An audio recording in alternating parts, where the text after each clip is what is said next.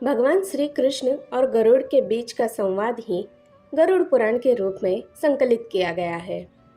इस पुराण में भगवान श्री कृष्ण के मुख से अलौकिक कथाएं कही गई है, जिसमें मनुष्य लोक से परे दूसरे लोकों का वर्णन है। एक बार भगवान श्री कृष्ण के भक्त, शिष्य और वाहन गरुड़ जी ने मृत्यु के बाद के जीवन के बारे में जिज्ञासा प्रकट की।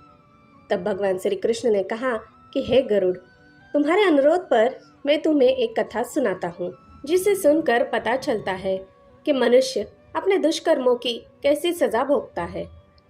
प्राचीन काल में संतप्तक नाम के एक विद्वान ने घोर तपस्या करके पापों से मुक्ति हासिल की। वह निर्मल ज्ञान प्राप्त करने के बाद वनवासी हो गए। उनका संपूर्ण जीवन तपस्या में बीत रहा था। एक दिन उनके मन में विचार आया कि मैंने कभी तीर्थ यात्रा नहीं की, जिसके बिना एक सनातन धर्मी का जीवन अधूरा माना जाता है। ऐसा सोचकर संतप्तक महान तीर्थों की यात्रा करने के लिए निकल पड़े। ऋषि संतप्तक तीर्थों की यात्रा के लिए निकल तो गए, लेकिन उन्हें अपनी तपस्थली के अतिरिक्त किसी दूसरे क्षेत्र में विचरण करने का अनुभव नहीं था। इसलिए वह मार्ग भटक गए और एक घने जंगल में पहुंच गए। वह भूख और प्यास से पीड़ित हो रहे थे। उन्हें किसी सरोवर या तालाब की तलाश थी, लेकिन उस घने डरावने जंगल में कुछ भी दिखाई नहीं दे रहा था। चारों तरफ से सिर्फ हिंसक जानवरों की आवाज ही आ रही थी। उस जंगल में भटकते भटकते संतप्तक ऋषि को एक विशाल बरगद का पेड़ दिखाई दिया, जिस पर एक शव लटक रहा था, जिसके साथ 5 प्रेत लिपटे हुए थे। वह उस शव का भक्षण कर रहे थे। इन प्रेतों का स्वरूप बेहद ही विभत्स था। उनका पूरा शरीर सूखा हुआ था और उनके सभी आंतरिक अंग बाहर दिखाई दे रहे थे। जैसे ही इन भयानक प्रेतों ने संतप्तक ऋषि को देखा, वह सभी दौड़ते हुए आए और उन्होंने घेर लिया। सभी प्रेत आपस में झगड़ने लगे कि इस मनुष्य को कौन खाएगा। भयभीत होकर संतप्तक भगवान से प्रार्थना करने लगे। तब उनकी रक्षा के लिए श्री हरि ने मणिभद्र यक्ष को भेजा, जिन्होंने अपनी ताकत से उन प्रेतों को बांध लिया और ऋषि संतप्तक के चरणों में डाल दिया। मणिभद्र यक्ष की प्रताड़ना और ऋषि संतप्तक की जप तप और पूजा के प्रताप से प्रेतों की सुदबुद्धि जगी। उनमें अपने पूर्व जन्म की स्मृति जग गई।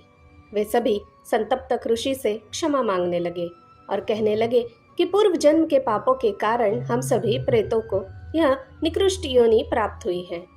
हमारे नाम है पर्युषित, शुचिमुख, शीघ्रग, रोधक और लेखक। हे पाप रहित ऋषिवर, आपके दर्शन करके आपके तप के प्रभाव से हमारी बुद्धि निष्पाप हो गई है।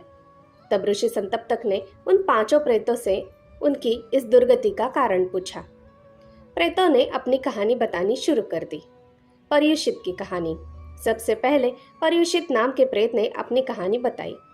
उसने कहा कि पर्युषित का अर्थ होता है झूठा और बासी। मैंने पिछले जन्म में श्राद्ध पक्ष के दौरान विद्वानों को अपने घर में भोजन के लिए न्योता दिया था, लेकिन जिस विद्वान ब्राह्मण को मैंने बुलाया था वह बेहद वृद्ध थे और बड़ी मुश्किल से चल पाते थे। उन्हें अपने घर से मेरे घर तक पहुंचने में काफ़ी देर लगती थी, लेकिन इस दौरान मेरा भूख से बुरा हाल हो गया और मैंने जो भी भोजन बनाया था उसे खुद ही खा गया। इसके बाद जब बुजुर्ग विद्वान मेरे घर तक पहुंचे तो मैंने उन्हें झूठा भोजन ही परोस दिया। इस पाप के कारण मुझे प्रेत योनि मिली। शुचिमुख की कहानी। दूसरे प्रेत का नाम शुचिमुख था, यानी जिनका मुख सुई के छेद के समान हो। उसने बताया कि वह पिछले जन्म में एक लुटेरा था। उसे जो भी कोई दिखाई देता वह बिना कोई दया दिखाए उसे लूट लेता था। वह बड़ा बलवान था। एक बार एक माँ और उसका 5 साल का बेटा तीर्थ यात्रा करने जा रहे थे, लेकिन रास्ते में उसे यह लुटेरा मिल गया और उसने उन दोनों से सब कुछ छीन लिया और उनकी बेहद पिटाई भी की, जिससे उन दोनों की मौत हो गई। इस पाप के कारण वह लुटेरा प्रेत बन गया और उसका नाम हुआ शुचिमुख। उसका मुंह सुई के छेद की तरह है और वह कुछ भी खा पी नहीं सकता, क्योंकि उसके सुई के छेद जैसे मुंह में कुछ जाता ही नहीं। प्रेत शीघ्रक की कहानी। तीसरा प्रेत अपने पूर्व जन्म में एक व्यापारी था। वह अपने कारोबार के सिलसिले में दूर दूर की यात्रा करता था। एक बार वह अपने घनिष्ठ मित्र के साथ व्यापार के लिए दूर देश गया था, लेकिन इस व्यापार में उसके मित्र को बहुत लाभ हुआ, जबकि उसे बेहद घाटा हुआ। इसकी वजह से उसके मन में जलन की भावना आ गई। लौटते समय वह जलमार्ग से पानी के जहाज पर यात्रा कर रहे थे। इस दौरान उसका मित्र सो गया।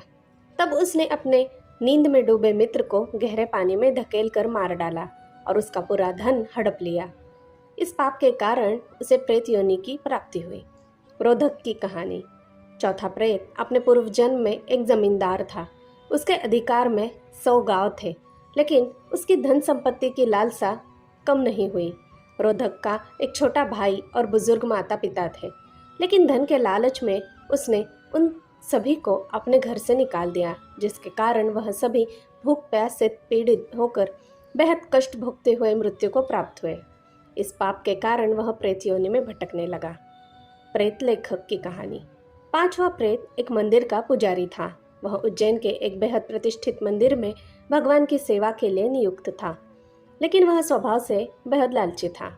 एक बार उसने मंदिर में लगी हुई भगवान की मूर्तियों के आभूषण और रत्न निकाल लिए, जिसकी वजह से ईश्वरीय श्री विग्रह बेहद कुरूप दिखाई देने लगे।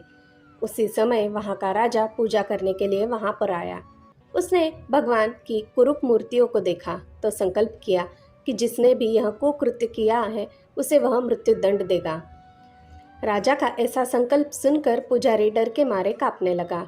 जब राजा भगवान के सामने सिर झुकाकर प्रणाम कर रहा था, तभी उसने राजा की तलवार उठाकर उसका सिर काट दिया और वहां से बाहर खड़ा हुआ। लेकिन उसके पाप ने उसका पीछा किया और वह प्रेत बनकर इस भयानक वन में रहने लगा। ऋषि संतप्तक ने इन प्रेतों से उनकी दर्द भरी कहानी सुनी और पूछा कि तुम सभी का आचरण और आहार क्या है। प्रेतों ने जवाब दिया कि जिस घर में पूजा पाठ, शुभ कर्म, साफ सफाई, श्राद्ध और तर्पण नहीं किए जाते, हम उन घरों में बेहद आसानी से प्रवेश कर जाते हैं।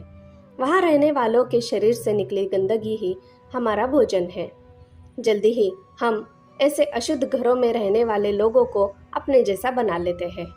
हम सभी अज्ञानी, तामसी और मंद बुद्धि है और ऐसे ही लोगों के बीच रहना पसंद करते हैं। लेकिन आज आपके सत्संग और तप के प्रभाव के कारण हमारी पूर्व जन्म की स्मृति जग गई।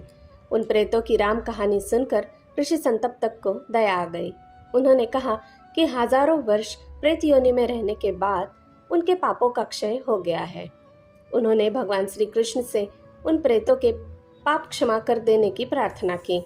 भगवान ने भी ऋषि संतप्तक की गुहार पर उन प्रेतों को पाप क्षमा के लिए उन्हें सद्गति प्रदान की। यह कथा सुनाने के बाद भगवान श्री कृष्ण ने गरुड़ जी से कहा कि मनुष्य को ऐसा लगता है कि वह भागकर अपने दुष्कर्मों से बच सकता है, लेकिन यह सत्य नहीं है। पाप मनुष्य के पीछे पीछे चलता है और आखिरकार उसे शिकार बनाकर ही दम लेता है। इसलिए पाप से दूर रहना चाहिए। यदि गलती से कोई पाप हो भी जाए तो उसके लिए तुरंत पश्चाताप करते हुए क्षमा मांगनी चाहिए। मनुष्य प्रतिदिन हजारों कर्म करता है। उन कर्मों में पाप और पुण्य दोनों होते हैं, जिनके प्रभाव से बचने के लिए उसे अपने सभी कर्म मुझे अर्थात श्री कृष्ण को समर्पित करने चाहिए और निष्काम जीवन व्यतीत करना चाहिए। जय भोलेनाथ। धन्यवाद। दोस्तों, मेरी सुनाई कहानियाँ अगर आपको अच्छी लगती हो तो मैं आपसे अनुरोध करती हूँ कि कृपया मेरे इस चैनल को एक लाइक, शेयर और सब्सक्राइब ज़रूर कीजिएगा। धन्यवाद।